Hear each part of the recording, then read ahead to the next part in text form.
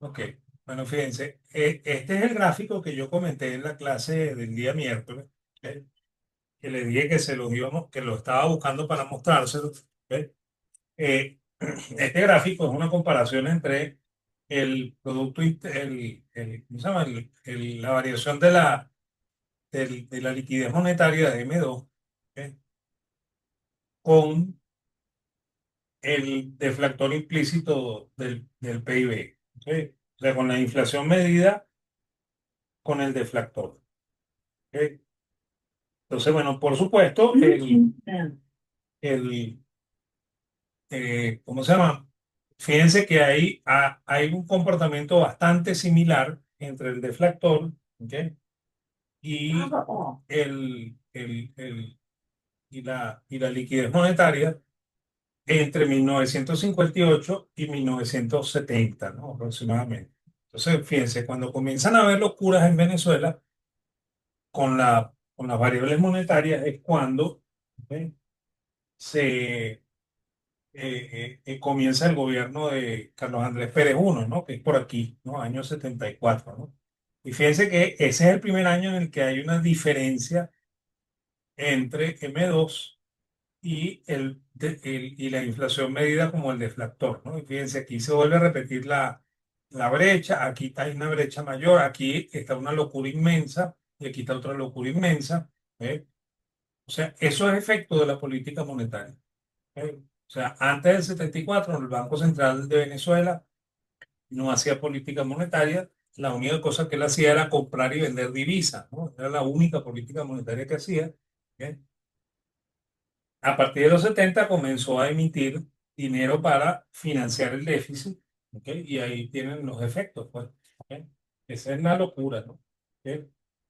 Y bueno, y eso en cierta forma justifica lo que dicen los teóricos de la teoría monetaria moderna, que ellos dicen que los precios y la liquidez no están relacionados, que a veces pasan cosas extrañas como esta que está pasando aquí, ¿eh? Y como esta que está pasando aquí, y como esta que está pasando por acá, ¿eh? Por lo tanto, no hay una relación entre dinero y precio, ¿no? ¿Ok? Claro, si tú haces política monetaria, además de que existe la relación de precios, las distorsiones se agigantan, ¿no? Y ahí lo ven clarito, ¿ok? Está clarito en ese gráfico, ¿ok? Entonces, ese era el gráfico que yo quería mostrar en la clase el miércoles pasado, ¿ok? Y bueno, yo les voy a mandar esta lámina, o sea, este laminario, porque aquí hay algunas cosas, algunas gráficas que no estaban en el anterior y además está la explicación de los bancos libres, ¿no? Que aquí está por aquí o sea, el sistema de expansión secundaria y está el sistema de banca libre, ¿no? Creo que está el sistema de banca libre por aquí. Y además hay una gráfica por ahí en la cual ven el saldo de la balanza comercial, cómo se acumula también el oro antes de que exista el Banco Central, la entrada del oro en la economía venezolana, como no afectó para nada el resto de las exportaciones y tampoco la entrada del petróleo que afectó al resto de las exportaciones. ¿No? Creo que esta es la que tiene lo de la, no, esta no tiene la banca libre, la que tiene la banca libre es el otro. Se los voy a mandar los dos, pues, ¿ok? Para que los tengan y así tienen material de las dos cosas, ¿no? En gráficas y cosas de esas. Entonces, bueno, vamos a hacer eso, ¿ok? Y bueno, lo otro, ya va, déjenme buscar la otra presentación con lo que tenemos que trabajar el día de hoy, ¿no? Que es el ciclo económico. ¿Ok? Entonces, vamos a centrarnos en el ciclo. ¿Ok? Este, y el ciclo al final, ¿ok? Uno de los generadores importantes del riesgo de liquidez, ¿no? Que lo vamos a ver cuando estemos hablando de los riesgos, ¿no? ¿Ok? Entonces, lo primero es tratar de identificar el ciclo, ¿no? Y yo aquí les pongo un gráfico del PIB norteamericano, ¿ok? Hecho por el Banco de la Reserva Federal, o sea, la base de datos del Banco de la Reserva Federal, ¿ok? La, tiene, ya, déjenme poner esto para ponerlo en pantalla completa, ¿ok? tiene, siempre cuando ustedes piden gráficos, yo normalmente me gusta usar los gráficos del Banco de la Reserva porque así me evito la posibilidad de que ustedes digan, de que, bueno, no ustedes, ¿no? Sino que cualquier persona diga que yo inventé los datos y estoy haciendo gráficos con datos inventados, ¿no? Estos datos yo no los produje y tampoco el gráfico lo produje, yo lo bajo directamente del Banco de la Reserva Federal. Y bueno, ellos tienen la costumbre de marcar en color gris, así como está esto, ¿eh? Las recesiones. Y aquí están las recesiones y ahí se ve muy bien que no hay periodicidad, o sea, que no hay un ciclo temporal, que diga que 10 años buenos, 10 años malos, 3 años buenos, 3 años malos, o 7 años buenos, 7 años malos, como dice la Biblia. Eso no existe, ¿no? ¿Sí? Entonces, aquí se ve clarito que hay momentos en los cuales hay expansión muy larga, ¿ok? También hay recesiones muy seguidas, como esta de aquí, ¿ok? Hay de todo, ¿sí? O sea que esto no es regular para nada, ¿no? Aunque se llame ciclo. ¿Ok? Y bueno, yo normalmente digo que el ciclo tiene cuatro etapas, ¿ok? Y dos puntos álgidos, ¿no? Las cuatro etapas son la recuperación, ¿ok? O o el crecimiento, también se pudiera llamar a eso, ¿ok? La segunda etapa, que es el auge, la tercera etapa que es la recesión y la cuarta etapa que es la depresión. ¿Ok? Y los puntos álgidos son la crisis y el fondo de recesión. Ya lo vamos a ver un poco en gráfico. De hecho, cuando uno se mete en los libros de macro, uno encuentra un gráfico más o menos así, ¿ok? En el cual el fondo de recesión sería esto, ¿no? Que es el punto donde la economía toca el piso y comienza a crecer de nuevo, ¿no? Entonces, la primera etapa se llama recuperación, que dura más o menos hasta la mitad del, de la etapa de crecimiento, ¿ok? Y luego el auge que se va a extender entre la mitad y la crisis, ¿no? Crisis se llama al punto máximo, ¿ok? No se llama a la recesión ni la depresión, ¿ok? Aunque la gente siempre usa el término crisis para referirse a la recesión y la depresión. La crisis es el momento en el cual el PIB cambia de sentido, ¿ok? Y comienza a caer. ¿Ok? Entonces, bueno, la primera etapa se llama recesión y luego cuando la recesión está mucho más profunda se le llama depresión. ¿Ok? La depresión termina en el nuevo fondo de recesión a partir del cual va a comenzar a crecer la economía de nuevo. ¿Ok? Y bueno, aquí hay muchas teorías que explican esto. ¿Ok? Es más, el primero que trató de explicar esto, o los primeros que trataron de explicar esto fueron Marx y Engels. ¿Ok? Lo cual les dice a ustedes que probablemente el ciclo era una cosa un poco extraña, ¿no? O sea, no es la cosa más regular. ¿Eh? El, de hecho,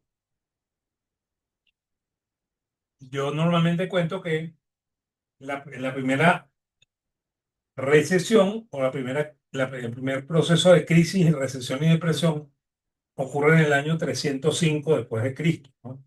Ya se está terminando el Imperio Romano, está mandando Diocleciano y bueno, y ocurre una gran crisis inflacionaria y eso arranca en términos económicos la gran la recesión, ¿no? Que arranca la Edad Media, que la pudiéramos llamar de verdad, gran recesión, ¿no? Porque es un periodo que va a durar entre el 305 después de Cristo, ¿ok? Hasta más o menos el año 1000 después de Cristo. Entonces son 700 años de crisis, 700 años de caída, ¿ok? Eso es la Edad Media, ¿no? La Alta Edad Media. Luego, en el año 1000 los cruzados establecen conexión con Oriente. Oriente no vivió una edad media como nosotros en el mundo occidental. Y bueno, el Oriente trajo riqueza al Occidente. ¿Ok? Y bueno, y el Occidente comenzó a recuperarse. Entonces pudiéramos decir que ahí comenzó una etapa de crecimiento económico. Esa etapa de crecimiento se destroza con la aparición de la, de la peste negra en el 1305, ¿ok? Y bueno, y eso marcó una nueva recesión. La siguiente recesión va a ocurrir más o menos en 1700, 1600 y pico, cuando se dé la crisis de los tulipanes, ¿no? Que va a haber un boom, ¿ok? Y una crisis y después una recesión, ¿ok? Y luego la siguiente crisis se va a presentar en el año 1720 con la caída del Banco General francés, ¿ok? Y la siguiente crisis se va a presentar en 1825, con una caída en la economía británica que va a afectar a todo el mundo, ¿no? Y esa crisis de 1825 se le conoce como la crisis de los mares del sur. Así se le conoce esa crisis. ¿Ok? Y bueno, y Marx y Engels dicen que esa fue la primera crisis. Sin embargo, ellos debían haber sabido muy bien que en el 305 hubo una, que en el 1320 hubo otra, que en el 1720 hubo otra, y que en el 1680 hubo otra, por lo cual él- ellos están partiendo de una premisa falsa, ¿no? Es decir, que esto comenzó en 1825. ¿Por qué? ¿Por qué dicen que comienza en 1825? Porque uno de de las columnas sobre las cuales Marx basa la teoría, es decir, que el ciclo es un fenómeno de la sociedad capitalista. Y bueno, en 1720 supuestamente no había capitalismo, en 1650 menos, ¿ok? Y en 1320 todavía menos y así sucesivamente. Pues. O sea, ellos no les conviene decir que eran ciclos, ¿ok? Pero lo eran. ¿Ok? Entonces, claro, la teoría del ciclo marxista no funciona, ¿no? Y la teoría del ciclo marxista parte de una cosa que se llama subconsumo, que es muy parecida a la teoría keynesiana, porque ellos creen que aquí en la crisis se cae el consumo. Y eso es lo que arranca el proceso recesivo. Y eso no es verdaderamente cierto, pues. ¿Ok? Entonces, esa es la primera teoría del ciclo. La segunda teoría, pudiéramos decir que trata de mostrar un poco de que Marx tiene razón y son tres personajes, ¿no? Que tratan de hacer demostraciones de esto. Lo que pasa es que no existe el PIB. ¿Ok? El PIB no existe y ellos usan algunas medidas que permitan establecer fenómenos cíclicos. Y el primero de ellos es un señor que se llama Juglar, ¿ve? Que hizo un estudio de las ventas al detalle en las ciudades de París y Londres, ¿ve? Desde la Revolución Francesa hasta el, hasta el, hasta más o menos 1870. ¿Ve? Y ellos lo que estudiaron fueron las ventas al detalle de los negocios de comercio de esas dos ciudades, ¿no? De París y de Londres, ¿no? Entonces, bueno, no es PIB, ¿ok? Y entonces lo que ellos estudian es el movimiento de las ventas al detalle, ¿ok? Y bueno, y ellos establecen que eso tiene un ciclo que en promedio da como 10 años, ¿no? Entre 7 y 10 años. O sea, a eso se le llamó ciclo de onda media. Se le llamó ciclo de onda media porque un poco más adelante otro señor que se llamaba Kondratiev, que es un ruso, ¿bien? Un menchevique, ¿bien? Que daba clases en la Universidad de Moscú, ¿bien? Tomó los datos de la producción agrícola rusa desde la época del zar Iván el Terrible hasta más o menos la Revolución Rusa, porque este trabajo se hizo en 1823. Y bueno, él descubrió que la producción agrícola rusa tenía un ciclo de entre 60 y 50 años en promedio, y a eso se le llamó ciclo de onda larga. ¿Ok? Pero de nuevo, insisto, esto es la producción agrícola, no es toda la producción rusa. ¿Ok? No es el PIB ruso. ¿Ok? Y bueno, y tampoco es el PIB de Inglaterra, ¿no? Para decir que en promedio de verdad todas las crisis duran 50 años, ¿no? O 60 años. ¿Ok? Y bueno, y el último personaje es un señor que casi al mismo tiempo que Kondratiev en Inglaterra hace un estudio con el volumen de operaciones de la Bolsa de Londres desde que la bolsa se establece en Londres, 120, si mal no recuerdo, hasta 1920 más o menos. ¿Ok?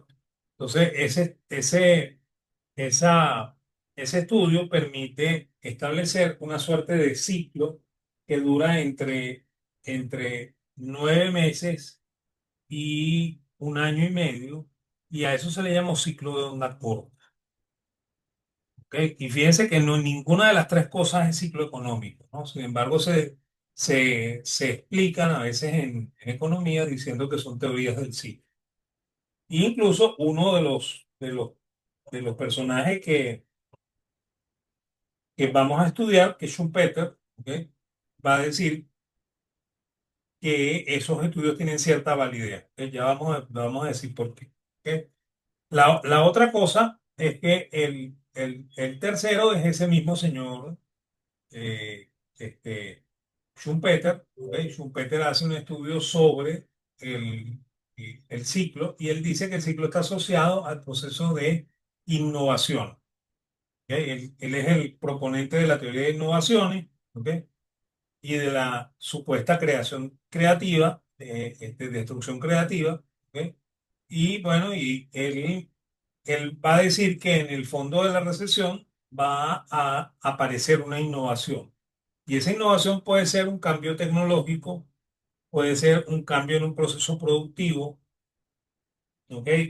Y puede ser incluso modificaciones en el proceso productivo de una empresa que la van a convertir en una empresa líder. ¿Ok? Y esa empresa que hace esa innovación va a obtener en el corto y mediano plazo una suerte de beneficio monopólico, ¿ok? Por la explotación de esa innovación. ¿Ok? Entonces, él cree que el resto de las empresas va a tratar de averiguar cuál fue esa innovación que esta empresa aplicó en el fondo de recesión y que está generando el crecimiento. ¿Ok? Y bueno, ese crecimiento va a irse atenuando en la medida en la que más empresas vayan descubriendo la innovación y la vayan aplicando. Cuando la innovación se masifica, llegamos al momento de la crisis y en ese momento se restituye el equilibrio. El equilibrio es, obviamente, utilidad igual a cero. Entonces, bueno, cuando ocurre eso, entonces la economía vuelve al equilibrio, se rompe el proceso de destrucción creativa y bueno, y empezó la recesión. Y de la recesión solamente vamos a salir cuando otro empresario, porque debe ser otro empresario, ya voy a decir por qué, haga una nueva innovación y esa innovación arranque un nuevo proceso de crecimiento. ¿Por qué digo yo otro empresario? Porque él dice que entre este fondo de recesión y el siguiente fondo de recesión transcurren más o menos 2 ciclos de Kondratiev, entre 1 y 2 ciclos de Kondratiev. O sea que eso dura entre 50 y 120 años. ¿Ok? Entonces, bueno, si eso es verdad, el señor que hizo la innovación aquí no es el mismo señor que va a hacer la innovación acá. Imposible, pues. El tipo no puede vivir, o sea, no puede durar 50 años para esperar la siguiente recesión y menos todavía 120 años. ¿Ok? O sea que no es posible que sea el mismo tipo. Y bueno, y él va a decir que entre este fondo de recesión y este fondo va a haber, en el fondo siguiente va a haber 1 o 2 ciclos de Kondratiev. Y por supuesto va a haber menos ciclos o sea, muchos más ciclos eh, de Juglar, ¿ok? Y muchísimos más ciclos, perdón, muchos más ciclos sí, de Juglar y muchos más ciclos de Kitchen. ¿Ok? Eso lo va a decir en el libro ese que se llama teoría del desenvolvimiento económico. ¿Ok? Ojo que Schumpeter no solamente escribió esa teoría del ciclo en la teoría del desenvolvimiento económico, él escribió un libro completo sobre el ciclo económico. Y escribió otro libro que se llama Capitalismo, Socialismo y Democracia, en el cual él también desarrolla la teoría del ciclo. ¿Ok? Y la asocia siempre al proceso de innovación. ¿Ok? Sin embargo, yo tengo serias dudas, ¿no? Yo tengo serias dudas porque la innovación se puede presentar en cualquier momento que no sea el fondo de recesión. ¿Ok? Y no necesariamente la innovación es la que causa el movimiento de expansión. ¿Ok? Y tampoco el que todas las empresas apliquen esa innovación genera la crisis. ¿Ok? O sea, yo tengo muchas dudas al respecto de la teoría de Schumpeter. ¿Ok? Sin embargo, la teoría de Schumpeter tiene sus partidarios, ¿no? Y de hecho, miren, recientemente el, el premio Nobel se le otorgó a unos neo-schumpeterianos, ¿no? Por lo cual está muy asociada a la idea que hoy en día se tiene sobre la economía. ¿Ok? Yo creo que es un modelo que está muy bien sustentado económicamente. ¿Ok? No es como el modelo marxista ni es como el modelo keynesiano. ¿Ok? Pero creo que está equivocado. ¿Ok? Por esa misma razón por la que yo creo que la innovación se puede generar en cualquier momento, no solamente en el fondo de la recesión. ¿Ok? Y no necesariamente el proceso de expansión es ese proceso de competencia para copiar la innovación, ¿ok? Y tampoco la crisis es ese sumum del que todas las empresas estén aplicando esa innovación. ¿Ok? La otra teoría del ciclo es es la, la keynesiana, y según Keynes, ¿ok? De este ciclo solamente se sale aplicando política monetaria, bueno, no política monetaria, aplicando política expansiva. ¿Ok? Aquí hay que dejar en claro una cosa, ¿no? Keynes en la teoría general dice que no se debe hacer política monetaria. ¿Ok? Por lo cual, lo que a uno le enseñan en macro no es exactamente lo que Keynes dijo. ¿Ok? Keynes, creo yo que influido por Hayek, comenzó a decir que no se debía aplicar política monetaria. ¿Ok? Yo creo que también él pone eso como una suerte de trampa en el libro de la teoría de la ocupación, el interés y el dinero, porque creo que lo que está es evitando que Hayek critique el libro. ¿Ok? Que es lo que pasó con la teoría del dinero. Entonces, creo que ese es el objetivo de Keynes cuando dice que no se debe hacer, porque es imposible hacer lo que dice Keynes sin hacer política monetaria. Yo creo que es lo que está es defendiéndose anticipadamente, ¿no? Poniéndole una trampa a Hayek para que Hayek caiga en la trampa, pues. Pero Hayek nunca leyó ese libro, pues. Bueno, no, sí lo leyó. ¿Ok? Lo que pasa es que no leyó ese libro para discutirlo con Keynes. ¿Ok? Después Keynes se murió y ya no había con quién discutir. ¿Ok? Entonces creo que eso fue lo que pasó con la teoría general, que Hayek decidió no leerla al principio, la leyó mucho después, cuando ya Keynes estaba muerto, pero ya el mal estaba hecho. Bueno, esa es la segunda, la tercera teoría del ciclo, ¿no? Pero entre la teoría de Schumpeter y la teoría eh, keynesiana hay otra teoría, que es la teoría austríaca del ciclo, ¿ok? Que yo creo que está mucho más en sintonía con la realidad. ¿Ok? Entonces, aquí tienen un poco esa explicación de lo de Marx, ¿ok? Que Marx, todas las crisis que ocurrieron, de las que Marx no hace reseña, ¿ok? Están los ciclos de Kondratiev, Juglar y Kitchin, ¿ok? Aquí está una explicación somera del ciclo marxista, de cómo se da. Aquí tienen, por supuesto, la idea de que el precio es capital variable más plusvalía, la idea de que existe una tasa de explotación, la idea de que existe una composición orgánica del capital y la idea de que existe una tasa de rentabilidad. ¿Ok? Y bueno, y la explicación de por qué es que él dice que se da esto de esta manera. Esta es la explicación schumpeteriana. ¿Ok? Ojo con esto, ¿no? No se dice Schumpeter, ¿ok? Como dice mucha gente por ahí. Este señor, aunque vivió en los Estados Unidos, no es norteamericano, es alemán, ¿ok? O sea, es austríaco. ¿Ok? Y su apellido se dice en alemán Schumpeter, ¿ok? No se dice Schumpeter, ¿ok? Y en el caso de, como él es de origen austríaco, ¿ok? La pronunciación austríaco de esto es Schumpeter, ¿ok? Así con A al final. ¿Ok? No, no Schumpeter, sino Schumpeter. ¿Ok? Entonces, bueno, aquí tienen un poco la explicación, tienen también la explicación de la teoría keynesiana. ¿Ok?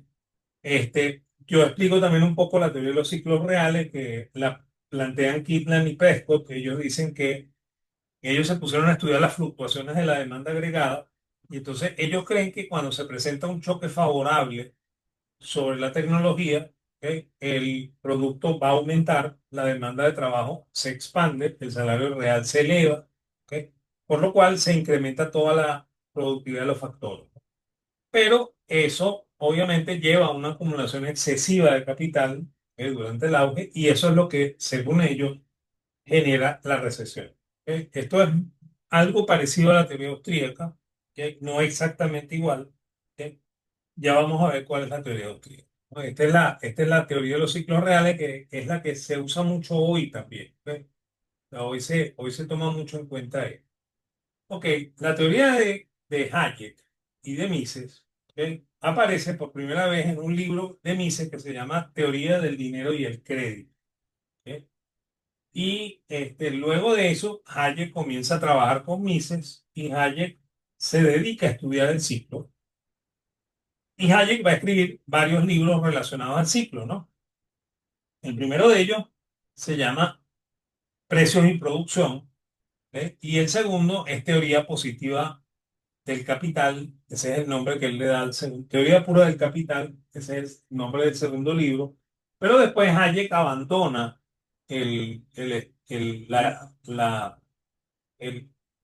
estudio de la economía por varias razones. La primera, por el conflicto que él se generó con Keynes, conflicto en el cual él salió mal. ¿Ok?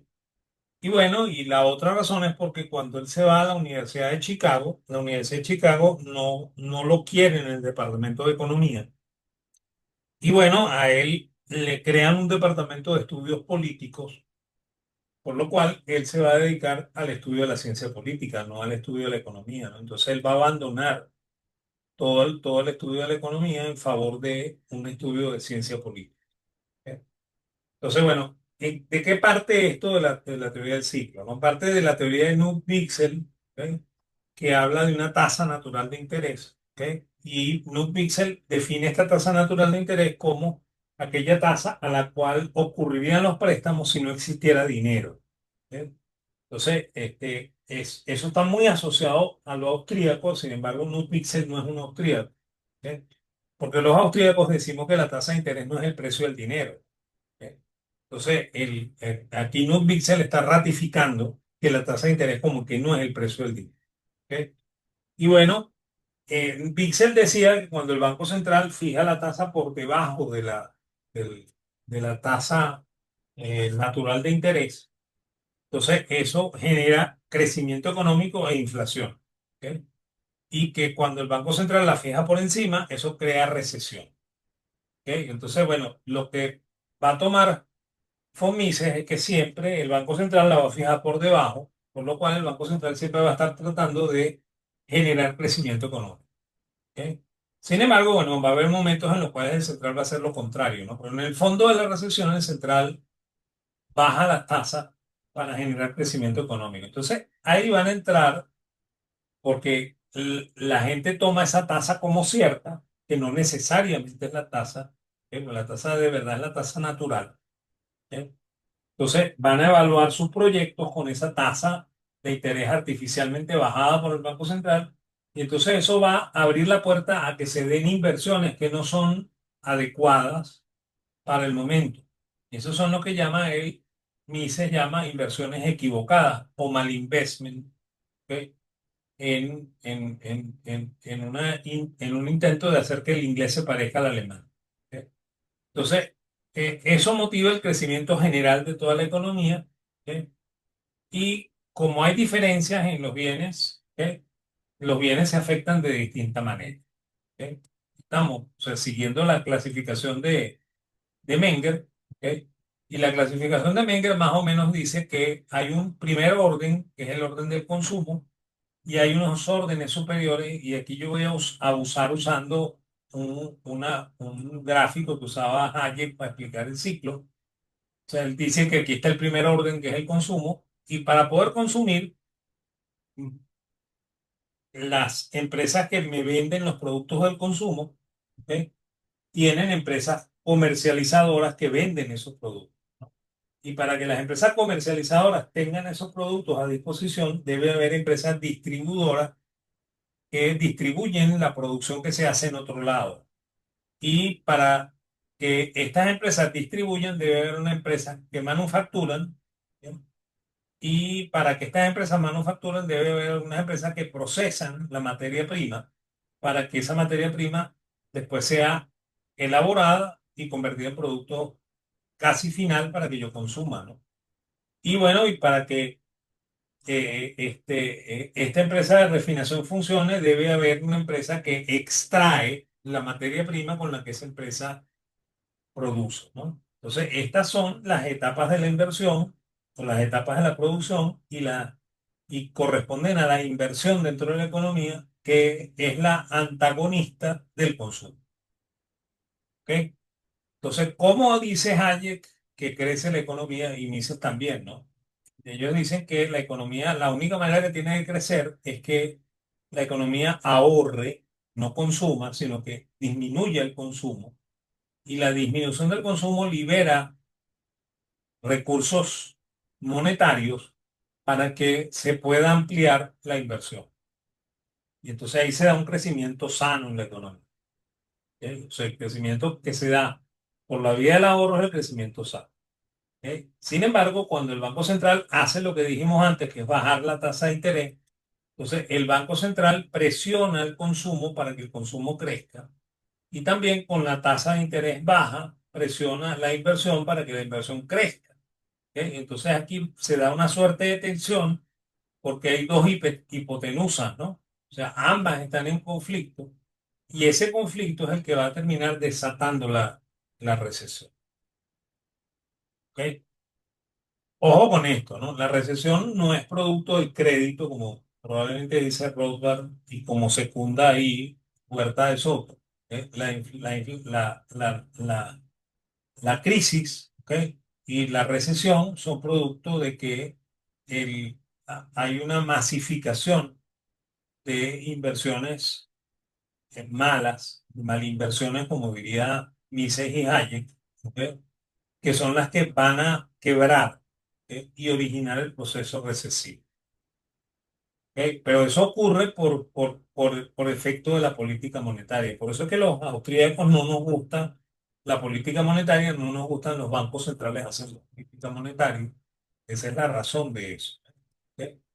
Entonces, bueno, ese panorama de mejora general creada por un dinero barato que está creado por la política monetaria del central, hace que se genere crecimiento importante en los precios también. Y ese crecimiento, tanto en producción como en precios, no es homogéneo, por lo cual los índices de precios no nos sirven para explicar lo que está pasando. ¿Ok? Y de hecho, como se están ejecutando al mismo tiempo inversiones que son las adecuadas para el momento temporal, y se están aplicando también inversiones que son equivocadas, ¿ok? Se dan demandas muy acentuadas en los factores de producción, lo que hace que el costo de producción de los productos se eleve de manera importante, ¿ok? Haciendo escasos los factores de producción. Eso pone en peligro todas las inversiones equivocadas, porque la inversión equivocada es una inversión de un bien final que no va a tener demanda. ¿Ok?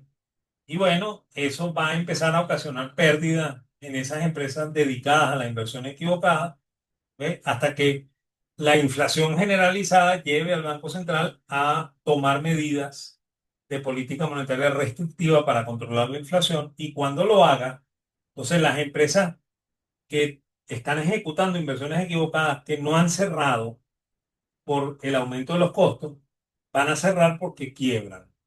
¿Ok? Y eso es lo que al final masifica el desempleo, ¿ok? Y nos lleva a la recesión. Esa es la teoría del ciclo austriaco. ¿Ok? Y bueno, yo la ligo un poco con una teoría que se llama también la teoría de perseguir el ciclo, ¿ok? O perseguir las curvas de rendimiento, que ya la voy a explicar, ¿ok? Déjenme cerrar esto porque lo que quedan son 2 minutos, ¿ok? Y hago una segunda tanda como la segunda parte, ¿no? Hablo de estos indicadores económicos y financieros, ¿ok? Para explicar un poco el ciclo y para que vean algunos gráficos. ¿Ok? Entonces vamos a parar esto un momentico, yo les vuelvo a mandar otro link, ¿ok? Este, y con gusto, ¿ok? Les explico cómo es que se puede ver la teoría austríaca. ¿Ok? Entonces, bueno, vamos a parar un momentico esto, ¿ok? Y les mando link nuevo y nos conectamos.